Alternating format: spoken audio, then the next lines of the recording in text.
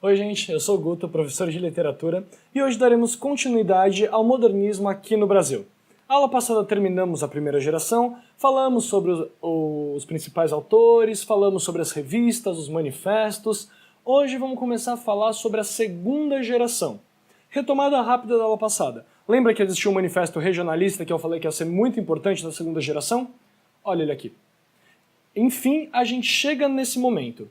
A segunda geração do modernismo começa em 1930 e vai até 1945, que é quando a gente tem o início da terceira geração. Essa segunda geração é chamada de consolidação. Lembrem, primeira geração, a fase de destruição ou implantação do modernismo no Brasil, e a segunda geração é uma fase em que ela já está implementada, ela já está implantada, ela já está colocada. Então, a gente tem que consolidar o que é esse modernismo aqui no Brasil. A segunda geração não vai ter uma ruptura tão gritante como foi a primeira geração. A segunda geração, de fato, é uma fase de consolidação. É consolidar essa estética nova. É consolidar sem tantos problemas em relação a bater de frente com alguém, a ter problemas estéticos, não. É mais uma fase de expor as questões do Brasil. Não que ela seja menos relevante de maneira nenhuma, a grande maioria dos grandes poetas da história do Brasil estão aqui nessa geração, mas em termos estéticos, ela não tem a mesma inovação que teve a primeira geração. Mas ela vem na esteira dessa primeira geração, ela vem com o verso livre, ela vem com essas mudanças de perspectiva em relação a toda a arte que existia antes. Tudo bem? A segunda geração, é muito importante a gente frisar, ela é dividida. A prosa da segunda geração, a narrativa da segunda geração aborda o regionalismo, estritamente o regionalismo, então... e o regionalismo nordestino. Raras exceções, a gente vai falar do Rio Grande do Sul, raras exceções falaremos de outros lugares, é o regionalismo essencialmente nordestino, mas na poesia a gente vai abordar os problemas sociais, as questões existenciais de maneira geral. Então a prosa se limita ao Nordeste, o que não é pouca coisa, longe disso, muito importante, e foi muito relevante eles terem esse cuidado, enquanto a poesia vai ser uma coisa muito plural. Vai ser uma coisa muito maior. A gente tem em Minas Gerais, a gente vai ter poeta em São Paulo, a gente vai ter poeta no Rio Grande do Sul, vai ter poeta no Nordeste. Então a poesia trabalha com os problemas sociais e existenciais de maneira geral, enquanto a prosa vai trabalhar só no regionalismo. Na aula de hoje a gente vai ver a prosa. Vamos ver o que era o regionalismo, como ele se constituiu, suas características, os principais autores que caem na grande maioria dos processos seletivos que vocês com certeza farão por conta da relevância que eles tiveram. Vamos dar uma olhadinha primeiro no contexto histórico. A gente já entra nessa segunda geração com a questão da crise econômica, a quebra da Bolsa de Valores de Nova York e tudo que ela gerou depois disso, a Grande Depressão. Os problemas sociais, os problemas econômicos que vários lugares tiveram, entre eles o Brasil sofreu muito com essa questão da Grande Depressão, a questão de muita gente passando fome, muita gente desempregada, a quebra dessa bolsa gerou um problema social gigantesco. Foi a partir desse problema que viram que a direita tinha algumas fragilidades, tinham várias questões que causavam essa miséria, causavam essa desigualdade social, e foi nesse momento que houve o crescimento dos partidos de esquerda, os partidos socialistas e comunistas, principalmente aqui no Brasil. A gente vai ver que a grande maioria dos escritores desse período fazem parte dos partidos socialistas e comunistas, principalmente por conta deles combaterem essa desigualdade, essa fome, essa miséria. Então, vai ser muito importante esse crescimento desses partidos de esquerda nesse momento. Além disso, a gente tem a Revolução de 30, a Revolução de Getúlio, quando Getúlio Vargas chega ao poder, e o fim da República Velha, da Velha República, o fim das oligarquias, da República da política do café com leite. Então, nesse momento tem a quebra e Getúlio Vargas chega ao poder. E, por fim, temos a Segunda Guerra Mundial, que isso é o panorama geral, o panorama mundial, e que isso causava muitas questões, principalmente na poesia. A poesia vai abordar muito essa questão da Segunda Guerra Mundial, esse descaso com a vida, o que está acontecendo com esse mundo. Por isso que ela é social e existencial. A questão social da vida e a questão existencial do eu em relação ao mundo. Certo? Vamos ver algumas características desse período, na prosa. Lembrem sempre, estamos falando nesse primeiro momento, prosa. Denúncia da realidade social de onde? Necessariamente e exclusivamente do Nordeste.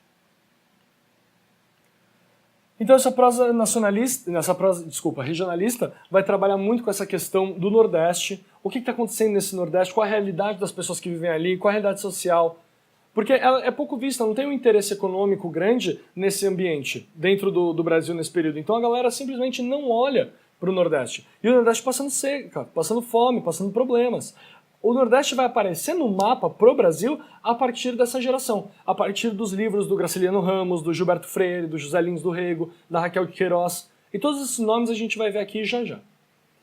A tensão da relação eu e o mundo, esse sujeito que se coloca no mundo, como ele se coloca no mundo, que miséria é essa, como é que ele vive dessa maneira, que mundo é esse que não acolhe ele, mas ao contrário mata ele, como é que ele se coloca. Então todas essas questões vão aparecer nas obras desse período.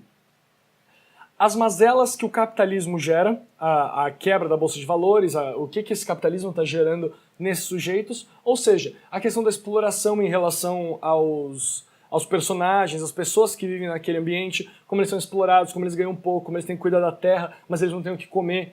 Em contrapartida, os donos das grandes fazendas e tudo mais ganham em cima do trabalho deles, a fome que eles passam, a miséria. É só lembrar do Vidas Secas, que a gente vai falar daqui a pouco, mas é só lembrar dessa obra que a gente vê isso bem claramente. A forma como Fabiano e toda a sua família é obrigada a viver. Essa geração vai ser muito importante, esse período vai ser muito importante, porque, enfim, ele dá voz aos miseráveis no sentido, aspas, obviamente, as pessoas que vivem nessa condição. Então, ele dá voz, ele permite que essa realidade seja exposta através do regionalismo. Então, a gente vê a perspectiva desses sujeitos, o que ele sofre, como é que é a vida dele, o que a gente pode fazer para melhorar essa vida, então tudo isso é trabalhado. E com certeza a gente trabalha com essa ideia da zoomorfização. Esses humanos são obrigados a viver como animais para sobreviver, eles não vivem, eles sobrevivem. Então essa construção da zoomorfização vai ser muito importante. Tudo bem?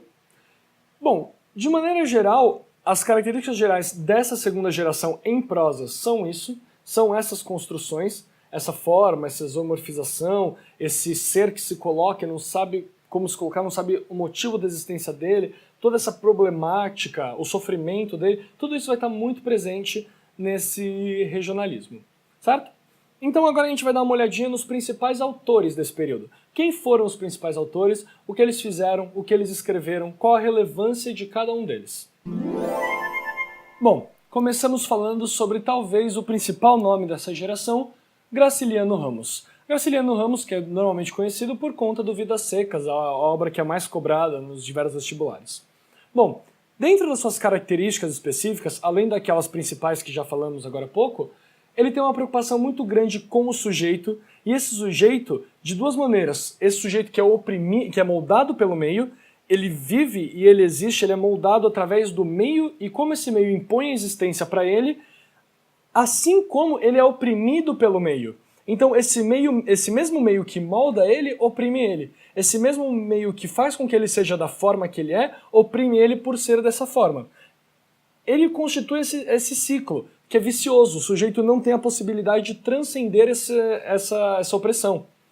Muitos dos autores desse período, isso é importante vocês anotarem, lembrarem, eles trabalham com romances de tese. São romances que querem propor algo e querem comprovar esse algo através da vida desses personagens. E é exatamente o que o Graciliano faz com o seu Vidas Secas. A forma como Fabiano e a família são obrigados a sobreviver dentro daquele Nordeste, dentro daquela seca, dentro daquela região.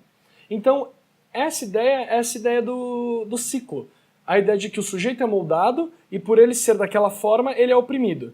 E ele é oprimido porque ele é moldado daquela maneira. Ele é moldado daquela maneira para ser oprimido. Então, fica girando em torno dessas questões.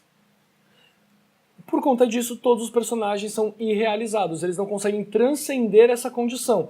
Eles todos vivem dentro de ciclos. O Graciliano Ramos vai trabalhar muito nas obras dele com a ideia dos ciclos. E a gente vai conversar sobre isso já já quando a gente falar de Vidas Secas. O que é esse ciclo, como esse ciclo é construído. Tudo bem? A escrita do Graciliano Ramos, pela grande maioria dos críticos e dos teóricos, é considerada uma escrita árida. O que a gente tem aqui? Uma construção que é metalinguística.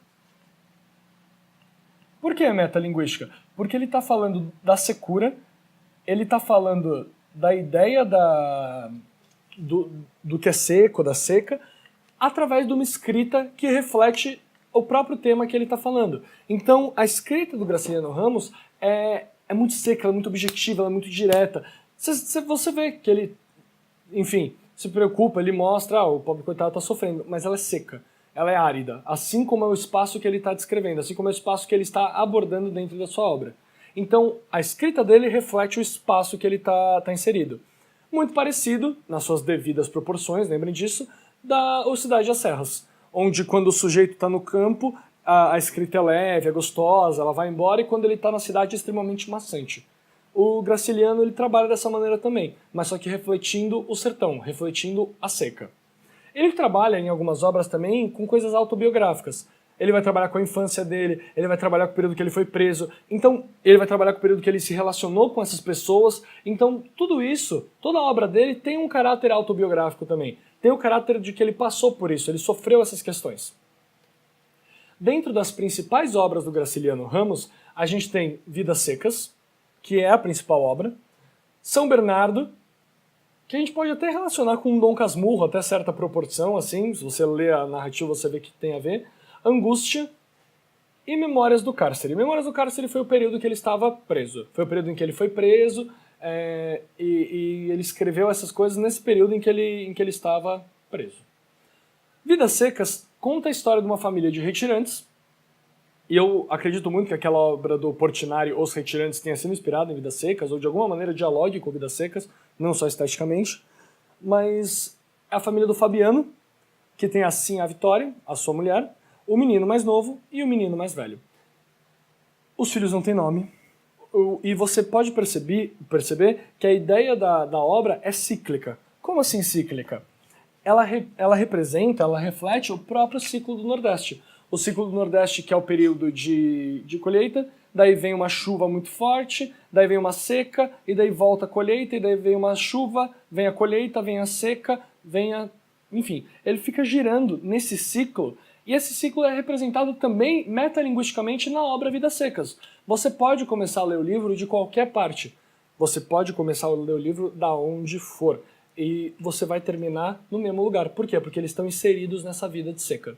Tem muita gente que fala, você tem que pelo menos ler o primeiro e o último capítulo na ordem. Você tem que ler o primeiro em primeiro lugar e o último em último. Mas não necessariamente. Se você notar bem, você pode começar do capítulo da baleia. O capítulo trágico e desgraçento. E você vai dar uma volta no livro. E você vai voltar para aquele lugar. Porque a vida dessas pessoas é um grande ciclo. É por isso que o filho mais novo e o filho mais velho não tem nome. Porque eles estão fadados a serem fabianos. Eles estão fadados a estar nesse ciclo e não conseguir transcender esse ciclo. A gente pode até fazer uma relação de que os filhos são as idades diferentes da vida do próprio Fabiano. A vida em que ele admirava o pai, a vida em que ele questiona o pai e o momento em que ele se torna ele. Então, os próprios filhos são os momentos da vida do Fabiano, os momentos em que ele aceita, o momento em que ele questiona e o momento em que ele é. Muito interessante a forma como é construída essa narrativa e toda a sua construção metalinguística, seja na escrita árida, seja na representação do Nordeste de maneira cíclica. Tudo bem? Então aqui falamos um pouquinho sobre Graciliano Ramos e agora daremos continuidade falando sobre José Lins do Rego. Bom, um segundo nome muito importante nesse período, como eu já disse, José Lins do Rego. José Lins do Rego escrevia sobre o regionalismo de uma maneira muito singular. Ele tinha um lirismo muito próprio dentro da escrita dele. Ele se valia muito da oralidade da região que ele abordava e dos vocábulos regionais.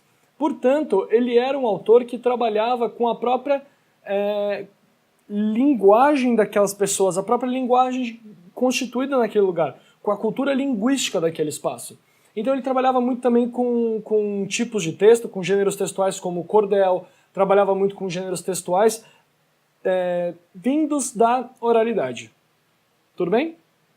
Ele vai abordar muito na obra dele, a principal temática da obra dele, de maneira geral, é essa troca, essa migração dos engenhos para as usinas. E tudo que essa troca desses engenhos para essas usinas acarretam na vida do trabalhador, na vida dos sujeitos que vivem nesse período. Ele vai mostrar pra gente que essa perda dos engenhos, esse início dessas usinas, representa a decadência dessa sociedade patriarcal, desse sujeito homem que deveria comandar tudo, mas que ele não consegue, porque ele não tem mais a capacidade de controlar, porque não existe essa questão do controle da sociedade patriarcal. Enfim, ele tem toda essa problemática. E ele mostra pra gente que é exatamente a falta de competência desses sujeitos, da sociedade patriarcal, que acho que tudo está na mão dela, que vai gerar a morte dos engenhos. Os engenhos vão morrer. E com a morte dos engenhos, consequentemente, vão morrer também as pessoas, porque elas dependiam do dinheiro que elas ganhavam nesses engenhos. Elas dependiam do trabalho delas nesse processo. A hora que os engenhos são trocados pelas usinas, essa galera fica sem trabalho. Elas passam fome, elas ficam sem ter o que comer, elas ficam sem ter onde trabalhar, elas vivem na condição da miséria. Então essa questão do engenho, eles já eram problemáticos quando tinham engenho. Eles já eram explorados, eles já viviam mal, eles já recebiam mal, eles já comiam mal, mas no momento em que esses engenhos acabaram, aí eles não tinham mais onde buscar trabalho. Porque as usinas, juntamente com a grande questão das revoluções industriais, dos avanços tecnológicos, estava substituindo mão de obra humana pela mão de obra de máquinas, evidentemente. Então, o José Lins do Rego ele vai abordar essa questão mais do trabalhador, essa questão mais do proletário. A Graciliano Ramos também trabalha, mas a questão dele é direcionada direto com a fonte de lucro, onde esses sujeitos ganhavam esse dinheiro. Outra temática muito comum também dentro da obra do José Lins do Rego é o cangaço. Ele vai abordar muito os cangaceiros, ele vai mostrar muito o que é o cangaço, o que são os cangaceiros, como eles se constituem, como eles se colocam. Isso vai estar muito presente na obra desse cara. As duas obras principais dele, ele tem várias outras, mas a obra principal é a Fogo Morto. Fogo Morto é exatamente os engenhos. O engenho que um dia já queimou, já foi grandioso, já foi gigantesco, cai na mão de um sujeito que não tem ideia de como cuidar dele, não sabe cuidar, e assim como o sujeito vai empobrecendo e vai entrando na miséria, também ele, além dos trabalhadores, o engenho também vai indo aos poucos, vai sendo consumido aos poucos. Esse fogo, essa grandeza que um dia esse engenho foi, hoje se encontra morto. E é substituído exatamente pelas usinas.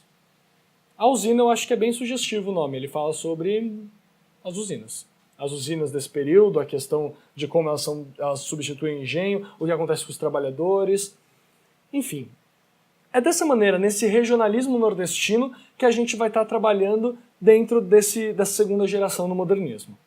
Essa aula de hoje fica por aqui, terminamos no José Lins do Rego, e na aula que vem vamos abordar os dois escritores que faltam aqui, que é a Raquel de Queiroz, que é quem abre a segunda geração com seu romance O 15, em 1930, e o Jorge Amado, que tem todas as suas fases, tem uma divisão gigantesca dentro da sua Constituição. Vamos ver tudo isso na aula que vem.